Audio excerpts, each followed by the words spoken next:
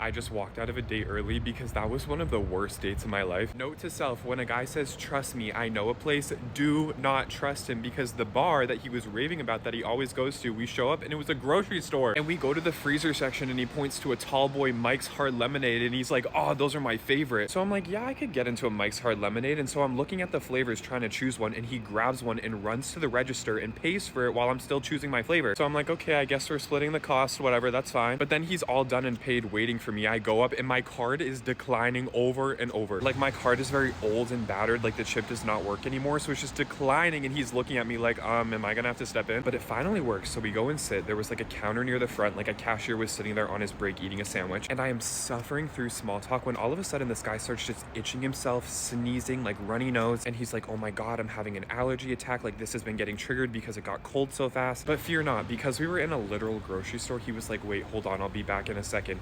He comes back with an entire box of Benadryl that he just bought, and he proceeds to take not one, not two, 5 Benadryl, and he swallows each pill by chasing it with his Mike's Hard Lemonade. I was like, dude, that is gonna put you to sleep so fast. And he's like, what are you talking about? I flipped the box around. It's like, take one every 4 to 6 hours. Taking it with alcohol will increase drowsiness. So honestly, thank God for that, because it gave me a great out. Like, I had been racking my brains for a reason to leave and I couldn't think of anything. I was like, well, you're gonna be asleep in 2 minutes, so I'm gonna head home. Yeah. And now I'm walking home. This was my first date in like 7 or 8 months.